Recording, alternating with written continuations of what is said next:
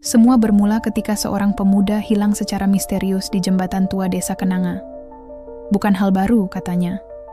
Tapi yang membuat geger adalah bagaimana ia menghilang tanpa jejak setelah seminggu penuh menceritakan pada orang-orang bahwa ia akan mencoba bicara dengan penjaga jembatan. Sebagian menganggapnya gila, tapi bagi sebagian lainnya, ia disebut berani. Desa Kenanga adalah tempat yang seolah membeku dalam waktu.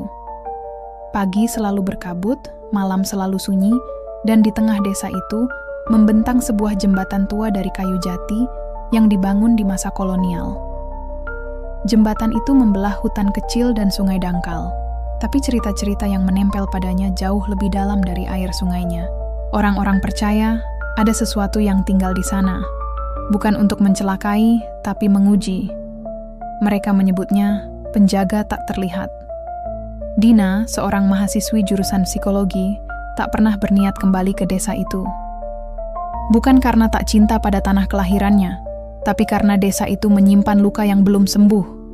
15 tahun lalu, ayahnya hilang setelah menyeberangi jembatan yang sama, tepat setelah berjanji akan pulang sebelum matahari tenggelam.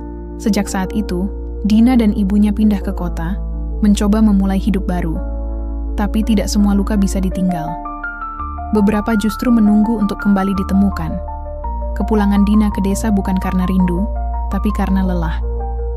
Setelah mengalami tekanan akademik, kehilangan sahabat dekat, dan kegagalan cinta, ia merasa kosong.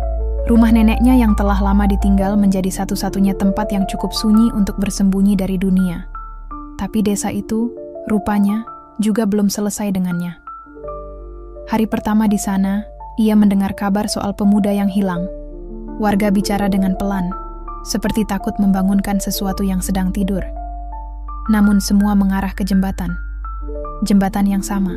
Nama pemuda itu Aldi, 23 tahun. Katanya anak yang suka melamun dan menulis puisi di tepi sungai. Seminggu sebelum menghilang, ia mulai bercerita tentang merasa diawasi setiap kali lewat jembatan. Lalu ia bicara tentang menyampaikan niat pada penjaga. Dan pada malam Jumat, ia menyeberang dan tak pernah kembali. Bagi Dina, itu hanya bentuk keputusasaan yang berubah jadi halusinasi. Ia mencoba menertawakannya dalam hati. Namun ketika ia mendapati catatan lama ayahnya di lemari kayu rumah nenek, semua mulai terasa berbeda. Di halaman belakang buku catatan itu, ada sketsa jembatan. Dan di bawahnya, tertulis, "Jika niatmu tulus, kamu tidak akan takut. Jika takutmu lebih besar dari niatmu, jangan menyeberang." Dina tak pernah tahu ayahnya menulis hal-hal semacam itu. Ia mulai bertanya-tanya, apakah selama ini ayahnya menyimpan sesuatu yang tak pernah ia ceritakan? Sesuatu yang membuatnya mendekati jembatan itu dengan sadar.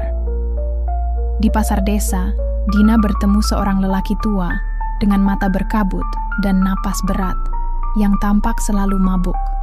Tapi ucapannya aneh dan mengganggu. "Kalau kau datang untuk mencari yang hilang, pastikan kau tak ikut menghilang. Bukan semua yang hilang itu tersesat.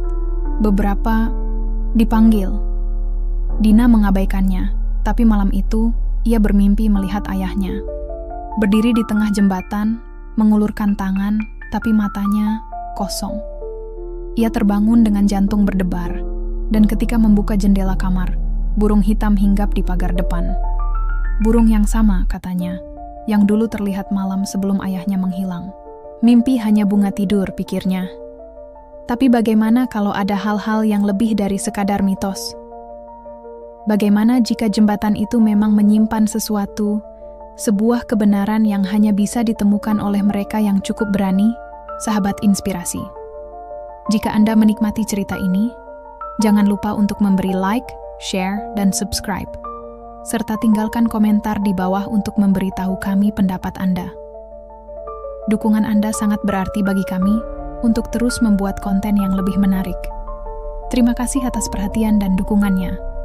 Dan pastikan Anda tetap bersama kami di Narasi Inspiratif Official. Pagi ketiga di Desa Kenanga membawa kabut lebih pekat dari biasanya.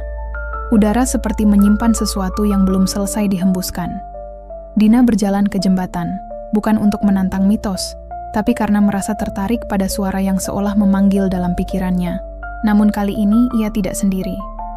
Di ujung jembatan, seorang pria berdiri diam memandangi sungai. Rambutnya sudah mulai memutih, tapi tubuhnya masih tegap.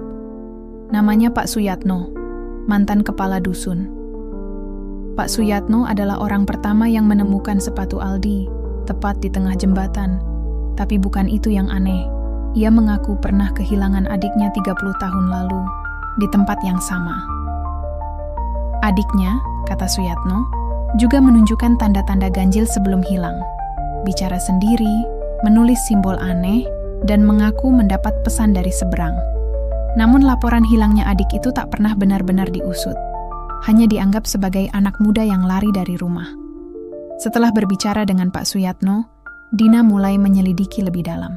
Ia mengunjungi rumah Aldi dan bertemu ibunya, Bu Erna, wanita setengah baya yang tampak seperti menyimpan beban bertahun-tahun. Di kamar Aldi, Dina menemukan buku puisi yang penuh simbol aneh dan tulisan tentang mimpi. Salah satu puisinya berbunyi, "Di balik jembatan yang tua, suara itu memanggilku pulang. Bukan rumah yang ia janjikan, tapi keberanian untuk mengerti ketakutan." Dina mulai meragukan bahwa ini hanyalah mitos. Ia mencoba mencari kebenaran lewat logika, tapi semakin ia gali, semakin kisah-kisah ganjil itu muncul. Seorang anak kecil yang pernah selamat setelah hampir jatuh dari jembatan, katanya ia ditarik tangan dingin yang tak terlihat. Seorang dukun tua yang pernah tinggal dekat hutan, menghilang malam setelah mengaku bertemu yang menjaga. Semua cerita itu memiliki satu kesamaan. Mereka yang hilang sebelumnya berbicara tentang niat. Seolah jembatan itu menyaring orang-orang yang punya niat tertentu, entah baik atau buruk. Namun dalam pencarian ini, Dina juga mulai merasa sesuatu mengawasinya. Setiap malam, suara langkah kayu terdengar di sekitar rumah nenek, meskipun tak ada siapapun. Ada noda lumpur basah di lantai teras tiap pagi, seperti jejak kaki. Dina mencatat semuanya, mencoba menyusunnya secara logis. Tapi semakin logis ia berusaha, semakin kabur garis antara nyata dan tidak. Dalam proses ini, ia bertemu dua karakter yang mencurigakan. 1. Rian adalah anak muda setempat, sedikit nyentrik dan suka menyendiri. Ia mendekati Dina dengan alasan ingin membantu, dan seolah tahu banyak soal kisah-kisah gaib di desa. Ia bercerita tentang ritual menguji niat, yang katanya dulu pernah dilakukan oleh beberapa pemuda yang ingin menghilangkan rasa takut mereka. Sebuah bentuk keberanian yang ekstrim. Namun, beberapa dari mereka tak pernah kembali. Rian memperingatkan Dina untuk tidak terus mencari. Ia mengaku pernah melihat ayah Dina menyeberang jembatan dengan membawa bunga dan dupa. Tapi kenapa Rian tahu detail sebanyak itu, bahkan mengingat warna bajunya? Ketika Dina bertanya langsung, Rian hanya tertawa dan menghilang ke dalam kebun belakang rumahnya.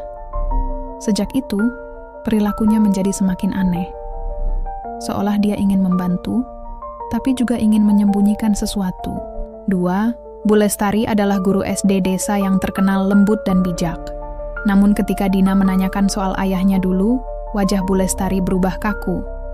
Ia mengaku pernah mendengar ayah Dina bicara soal tugas besar dan mengembalikan sesuatu yang hilang. Tapi saat ditanya lebih lanjut, ia selalu berkata, "Itu bukan urusanmu. Kadang yang hilang memang harus dibiarkan hilang." Di ruang guru yang lama ditinggalkan, Dina menemukan sebuah papan bertuliskan nama siswa yang pernah hilang karena menyeberang jembatan. Di sana, tertera nama ayahnya dan Aldi. Tapi anehnya, papan itu ditutupi oleh poster lama sejak belasan tahun lalu. Mengapa Bu Lestari menyembunyikannya? Semakin banyak Dina menyelidiki, semakin banyak petunjuk muncul yang mengarah pada Rian dan Bu Lestari sebagai sosok yang menyembunyikan sesuatu. Tapi ada pula hal-hal yang tak masuk akal. Simbol di buku puisi Aldi ternyata identik dengan coretan di buku ayah Dina. Rian pernah dirawat di rumah sakit jiwa selama 2 tahun, setelah disebut bertemu dengan penjaga. Bu Lestari ternyata pernah menjadi guru dari ayah Dina. Hubungan mereka lebih dari sekadar guru dan murid. Di tengah semua kebingungan ini, Dina mendapati sebuah surat tanpa nama di depan pintu rumahnya. Isinya singkat. Jangan percaya siapapun. Jembatan tak mengambil, ia hanya membuka. Yang masuk, memilih sendiri. Jika kau ingin tahu, siapkan niatmu. Ketegangan bukan hanya dari misteri, tapi juga konflik batin Dina. Ia mulai bertanya, apakah keberanian itu soal menantang ketakutan, atau justru menerima bahwa tidak semua hal perlu dijawab? Namun rasa kehilangan pada ayahnya, dan perasaan bahwa Aldi bisa saja diselamatkan, mendorongnya untuk terus maju. Ia mulai menyiapkan niatnya. Ia ingin tahu apa sebenarnya yang terjadi, dan apa yang dimaksud dengan penjaga tak terlihat. Tapi ia juga sadar, mereka yang menyeberang dengan niat yang salah tak pernah kembali. Sahabat inspirasi, sebelum kita melanjutkan, pastikan Anda sudah subscribe untuk mengikuti perkembangan cerita ini. Jangan lewatkan bagian berikutnya yang akan lebih mengejutkan, hanya di Narasi Inspiratif Official. Malam itu, Dina menyiapkan dirinya. Ia sudah membaca seluruh catatan lama ayahnya, membandingkannya dengan puisi-puisi Aldi, dan menemukan sesuatu yang mengganggu. Mereka berdua sama-sama menyebut satu hal, bait kelima. Bait kelima adalah kunci. Jika niatmu tulus, penjaga akan membuka jalan. Jika tidak, ia akan membawamu ke ketakutanmu sendiri. Dalam buku ayahnya, terdapat gambar jembatan tua dengan simbol yang hanya muncul jika diterangi lilin. Dina mengikuti petunjuk itu, dan untuk pertama kalinya melihat lambang lingkaran bersayap di tengah kayu penyangga jembatan, lambang yang juga muncul di buku puisi Aldi dan catatan ritual Rian. Dina memutuskan untuk menyeberang. Malam itu dingin. Angin seolah berhenti berhembus saat ia menapaki papan demi papan. Tak ada cahaya kecuali dari lentera kecil yang ia bawa. Tapi di pertengahan jembatan, semuanya berubah. Langkahnya berat. Bukan karena angin atau medan, tapi karena ada bisikan. Kau tahu siapa yang mengirim surat itu? Kau sudah tahu siapa sebenarnya yang menjaga tempat ini. Kau tidak kehilangan ayahmu. Ia memilih untuk pergi. Suara-suara itu bukan sekadar gaung angin. Mereka seperti diucapkan langsung ke dalam hatinya. Dan tiba-tiba, ia melihat seseorang berdiri di ujung jembatan. Sosok lelaki dengan jaket tua warna hijau, wajahnya buram, tapi Dina tahu, itu ayahnya. Ia tidak berubah sejak terakhir kali Dina melihatnya belasan tahun lalu. Tapi wajah itu dingin, tenang, seperti bukan manusia lagi. Ayah, sosok itu tidak menjawab, hanya menunjuk ke arah sungai. Dina melihat bayangan lain, seorang anak kecil berdiri di air dangkal, tubuhnya utuh, tapi matanya kosong. Itu Aldi. Jembatan mulai bergetar. Suara langkah terdengar dari belakang. Dina menoleh cepat. Rian. Ia tampak kalut, napasnya tercekat, wajahnya pucat. Kau tak boleh lanjut, Dina. Ini bukan buatmu. Aku juga pernah ke sini. Aku lihat ayahmu. Aku juga lihat diriku. Tapi itu bukan keberanian. Itu jebakan. Dia, penjaga itu, memakan niat orang. Dina mematung. Tapi sebelum bisa menjawab, Bu Lestari muncul di belakang Rian. Tidak ada suara, hanya tatapan tajam penuh amarah. Anak ini terlalu banyak tahu, ucap Bu Lestari lirih. Dan kamu, terlalu mirip ayahmu. Dina menyadari sesuatu. Semua mata tertuju padanya. Tapi suara-suara itu, bisikan yang tadi terdengar samar, kini bergema jelas. Seolah jembatan itu sedang bicara. Mereka tidak hilang, mereka memilih. Dan kamu, Dina, kamu juga harus memilih. Twist besar. Yang terlihat tak selalu seperti yang sebenarnya. Selama ini penonton mungkin menduga Rian adalah pelaku karena perilakunya ganjil. Bu Lestari menyimpan rahasia kelam tentang jembatan. Ayah Dina hilang karena ditelan kekuatan gaib. Namun kenyataannya, penjaga jembatan bukanlah roh jahat. Ia adalah entitas yang menunjukkan kebenaran terdalam dari hati manusia. Ia hanya membuka jalan. Pilihan tetap milik mereka yang datang. Rian bukan gila.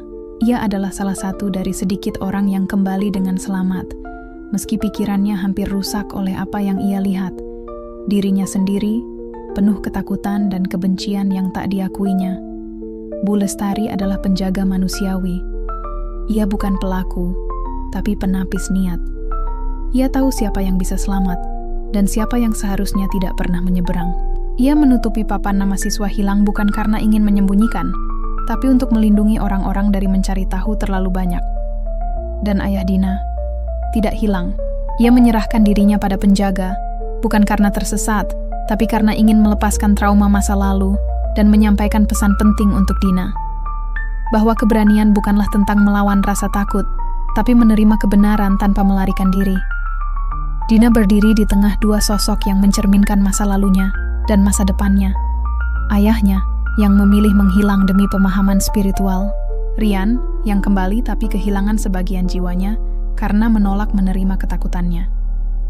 Penjaga tidak pernah menyakiti siapapun. Mereka yang hilang sejatinya memilih untuk tetap berada di sisi lain, karena mereka tidak lagi cocok dengan dunia yang mereka tinggalkan. Dan kini, Dina mendapat giliran. Di detik terakhir, Dina menatap mata Aldi. Anak itu meneteskan air mata. Bukan karena takut, tapi karena akhirnya ada yang cukup berani untuk datang, bukan demi penyelamatan, tapi demi pemahaman. Ia menggenggam liontin peninggalan ayahnya, menutup mata, dan berkata dalam hati, "Niatku bukan untuk melawan, tapi untuk menerima. Jika keberanian adalah melihat ketakutan dalam diriku, aku siap." Jembatan berhenti bergetar. Cahaya lentera padam, tapi tidak ada lagi kegelapan. Hanya keheningan. Ketika Dina membuka mata, ia sudah berdiri di sisi seberang jembatan. Tapi jembatan di belakangnya tak terlihat lagi. Seolah ia hanya berdiri di tanah lapang. Di depannya sebuah buku kecil tergeletak. Isinya tulisan ayahnya, bait kelima yang hilang. Dan di lembar terakhir sebuah pesan. Keberanian sejati bukan datang saat kau menang, tapi saat kau memilih untuk tidak bersembunyi. Teruskan ceritaku, nak. Karena kisah ini bukan tentang akhir, tapi tentang menemukan kembali makna berjalan ke depan. Sahabat inspirasi, jika twist ini mengejutkan Anda, beri like dan share dengan teman-teman agar mereka juga bisa merasakan kejutan ini. Kami akan sangat menghargai jika Anda berbagi pendapat Anda di komentar. Terus ikuti kami di Narasi Inspiratif Official untuk cerita-cerita penuh inspirasi dan kejutan lainnya. Ketika Dina kembali ke desa, tidak ada yang berubah secara fisik. Warung Pak Gino masih buka, kabut pagi masih menyelimuti ladang, dan suara ayam jantan tetap terdengar. Tapi sesuatu dalam dirinya telah berubah total. Ia tidak bisa menjelaskan secara logis apa yang terjadi di jembatan malam itu. Ia tidak membawa bukti apapun kecuali buku kecil berisi tulisan tangan ayahnya, yang halaman terakhirnya tidak pernah dilihat siapapun sebelumnya. Bait kelima itu selama ini disembunyikan, bahkan oleh sang penjaga jembatan, karena hanya bisa dibaca oleh mereka yang telah siap. Ketika Dina menunjukkan buku itu ke Rian, pemuda itu menolak melihatnya. "Aku tidak mau tahu lagi. Apapun yang kau bawa dari sana, aku tidak ingin mengingatnya." Rian mulai menunjukkan gejala trauma lama yang selama ini ia pendam. Dina menyadari satu hal penting. Tidak semua orang ingin menemukan kebenaran. Bagi sebagian orang, hidup dalam ketidaktahuan adalah cara bertahan. Bu Lestari, sebaliknya, justru menerima Dina dengan hangat. Wanita itu akhirnya membuka suara. "Kau berhasil menyeberang dan kembali dengan damai.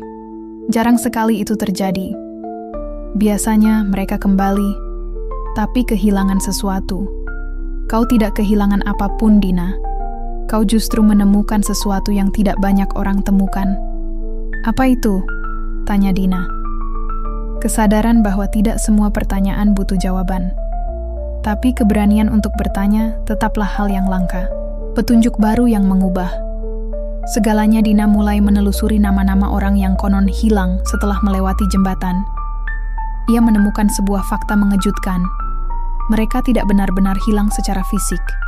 Beberapa dari mereka, termasuk teman Aldi dan 2 orang dewasa yang menghilang di tahun 1945 dan 1994, diketahui tinggal di kota berbeda, dengan identitas baru, seolah-olah mereka menghapus masa lalu mereka sendiri. Beberapa lainnya memang tidak pernah kembali, tapi tidak pernah ditemukan tanda-tanda jasad, atau bahkan pencarian yang benar-benar serius. Dan di balik semua itu, ada satu kesamaan. Mereka semua datang ke jembatan dengan luka batin yang dalam. Dina menyadari satu pola. Penjaga jembatan bukan memilih siapa yang hidup atau mati. Ia menyediakan cermin. Siapapun yang tak sanggup menerima bayangannya sendiri akan memilih untuk tidak kembali. Malam-malam berikutnya, Dina sering bermimpi. Tapi bukan mimpi buruk. Ia melihat ulang momen saat ayahnya meninggalkan rumah. Saat Aldi tertawa lepas di halaman belakang. Saat ibunya menangis di malam hari tanpa suara. Kini, potongan-potongan itu bukan hanya kenangan, tapi pengakuan. Dina selama ini menyimpan rasa bersalah karena tidak bisa memahami alasan kepergian ayahnya, karena tidak mencegah Aldi menulis puisi-puisi aneh yang dianggap hanya fase remaja. Kini ia sadar, bukan tugasnya untuk menyelamatkan semua orang, tapi ia bisa menjadi saksi. Dan itu cukup. Rian menghilang selama seminggu. Saat kembali, ia hanya meninggalkan sepucuk surat di depan rumah Dina. Kau lebih berani dari aku, tapi itu bukan aib. Karena keberanianmu membuatku ingin belajar kembali menjadi manusia. Bu Lestari mengembalikan papan nama Aldi ke pos ronda, kali ini disertai kutipan dari buku puisi terakhir Aldi. Tak semua cahaya datang dari matahari. Kadang, ia lahir dari ketakutan yang diterima dengan tenang. Penduduk desa awalnya skeptis. Beberapa orang mulai mendatangi Dina untuk bertanya lebih jauh tentang apa yang ia lihat, apa yang ia rasakan, dan mengapa jembatan itu menjadi pusat perubahan bagi banyak orang. Namun, Dina hanya menjawab, "Aku tidak bisa menjelaskan apa yang kalian belum siap untuk dengar. Tapi jika suatu hari kalian merasa harus menyeberang, pastikan kalian tahu mengapa kalian melakukannya." Dina memutuskan untuk tidak menyimpan buku kecil ayahnya. Ia menyerahkannya ke perpustakaan desa, disegel dalam kotak kaca. Di atasnya tertulis, "Untuk mereka yang tidak takut menemukan dirinya sendiri." Dan di malam bulan purnama berikutnya, Dina kembali berdiri di depan jembatan. Kali ini, ia tidak menyeberang. Ia hanya berdiri di ujungnya, menyalakan lilin kecil, dan duduk diam. Seperti ayahnya dulu, ia tidak ingin mencari jawaban lagi. Ia hanya ingin menjaga, bukan sebagai penjaga tempat, tapi penjaga niat. Setelah semua petunjuk terbuka, penonton kini mulai melihat bahwa penjaga jembatan bukan makhluk menyeramkan, tapi simbol pengujian batin. Karakter seperti Bu Lestari dan Rian bukan antagonis, tapi cerminan dari cara orang dewasa menghadapi trauma. Dina adalah karakter yang melampaui rasa penasaran menjadi pemahaman dan transformasi diri. Dan semua itu mengantar kita pada pertanyaan akhir yang menggantung. Jika kau berdiri di ujung jembatan itu malam ini, apa yang akan kau lihat? Dan apakah kau cukup berani untuk menyeberang? Langit sore berubah jingga, dan kabut tipis mulai turun dari bukit. Dina berdiri diam di depan jembatan, tempat semua ini bermula. Namun, malam ini berbeda. Tak ada rencana untuk menyeberang. Tak ada lilin. Hanya keheningan dan secarik surat di tangannya yang entah bagaimana terselip di balik batu nisan tua di tepi sungai. Surat itu ditulis dengan tangan yang sangat dikenalnya. Tinta usang, namun kalimatnya utuh. Dan saat ia membacanya, semua jawaban yang tak pernah ia temukan terungkap. Untuk Dina, jika kau menemukan ini, berarti kau telah melihat apa yang selama ini kusembunyikan. Maafkan ayah karena pergi diam-diam, tapi aku tak pernah meninggalkanmu. Kau mungkin mengira aku takut, tapi sebenarnya aku hanya terlalu sadar. Aku tahu jembatan itu bukan tempat untuk mencari jawaban. Ia tempat untuk menerima apa yang tak bisa diubah. Suatu malam, aku kembali. Tapi bukan sebagai manusia yang sama. Karena di seberang sana, aku menyerahkan satu bagian dari diriku. Bagian yang penuh amarah, dendam, dan rasa gagal sebagai ayah. Aku tahu kau akan datang ke jembatan itu suatu hari. Bukan karena penasaran, tapi karena panggilan. Dan ketika saat itu tiba, aku hanya bisa berharap. Kau cukup berani untuk tidak mencari aku, tapi untuk menemukan dirimu sendiri. Jaga jembatannya, Dina. Tapi bukan untuk mencegah orang lewat. Jaga agar orang yang datang tahu mengapa mereka ingin menyeberang. Maaf karena aku bukan ayah yang sempurna. Tapi percayalah, Aku bangga padamu. Ayah. Di sanalah kebenaran yang selama ini tak terpikirkan. Ayahnya tidak pernah benar-benar hilang. Pak Arya menjadi bagian dari penjaga jembatan, bukan secara fisik, tapi secara spiritual. Ia menjadi bagian dari kesadaran kolektif. Jembatan itu, satu dari banyak roh baik yang menjaga tempat tersebut dari orang-orang yang datang dengan niat menghancurkan atau melarikan diri. Dan Bu Lestari ternyata sudah tahu. Kami semua menyangka ia telah pergi. Tapi aku melihatnya malam itu. 1 tahun setelah kabarnya hilang, ia tidak bicara. Hanya menatap dan tersenyum, lalu menghilang di balik kabut. Sejak itu, aku tahu, ia masih menjaga. Dina sadar, selama ini bukan jembatan itu yang menyeramkan, tapi apa yang dibawa oleh mereka yang datang kepadanya. Ketakutan, kemarahan, rasa bersalah, semua itu yang memberi bentuk pada penampakan. Akhir yang mengejutkan, penjaga sebenarnya. Suatu malam, saat bulan menggantung penuh di langit, Dina melihat sesosok pria berdiri di seberang jembatan. Ia tak berkata apa-apa, hanya menatap. Sosok itu mengenakan jaket tua yang sama seperti yang ayahnya kenakan di malam terakhirnya. Tapi ketika Dina mencoba mendekat, sosok itu memudar, digantikan cahaya kuning keemasan yang menyebar perlahan. Dan di saat itulah ia paham, jembatan ini bukan tempat perpisahan. Ini adalah tempat pengembalian. Setiap orang yang datang dan meninggalkan bagian terburuk dari dirinya akan kembali dengan sesuatu yang lebih utuh, tapi hanya jika mereka siap. Dan penjaga sejati dari jembatan itu bukan roh, bukan legenda, bukan kekuatan gaib. Penjaganya adalah mereka yang berani menghadapi diri sendiri, lalu memilih untuk tetap tinggal dan menjaga pintu bagi orang lain. Kini Dina, seperti ayahnya dulu, menjadi penjaga itu. Keberanian bukan tentang tidak takut, tapi tentang memilih untuk tetap berjalan, meskipun tahu jalan itu gelap dan sepi.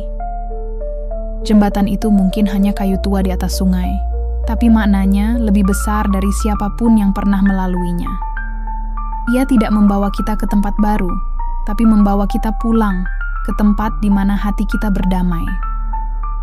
Kadang, satu langkah kecil menyeberangi jembatan bisa mengubah cara kita melihat seluruh kehidupan. Beberapa bulan kemudian, sebuah papan kecil dipasang di ujung jembatan. Tulisannya sederhana. Jembatan keberanian. Menyeberanglah hanya jika kau siap bertemu dengan dirimu sendiri. Orang-orang desa mulai berhenti mempercayai mitos-mitos menyeramkan. Mereka datang bukan untuk uji nyali, tapi untuk merenung. Beberapa hanya duduk diam, beberapa menangis, dan beberapa tersenyum saat kembali. Jembatan itu tidak lagi sunyi. Ia hidup dengan bisikan, kenangan, dan keberanian kecil yang tumbuh di dalam hati setiap orang yang menyeberanginya. Sahabat inspirasi, kisah ini mungkin terdengar seperti dongeng atau legenda, tapi di balik cerita ini ada satu kebenaran universal. Kita semua memiliki jembatan masing-masing, tempat yang harus kita lalui sendirian untuk benar-benar mengenal siapa diri kita. Jadi, jika suatu hari Anda berdiri di hadapan jembatan itu, entah dalam bentuk keputusan, kehilangan, luka, atau masa lalu, ingatlah, keberanian bukan soal menang atau kalah, tapi tentang hadir dan menerima. Jika kisah ini menyentuh hati Anda, bantu kami menyebarkan inspirasi dengan menekan like, share, dan subscribe. Tinggalkan komentar di bawah, cerita apa yang ingin Anda dengar selanjutnya, atau bagaimana kisah ini mengingatkan Anda pada perjalanan hidup Anda sendiri. Terima kasih atas dukungannya, dan sampai jumpa di cerita inspiratif berikutnya. Hanya di Narasi Inspiratif Official.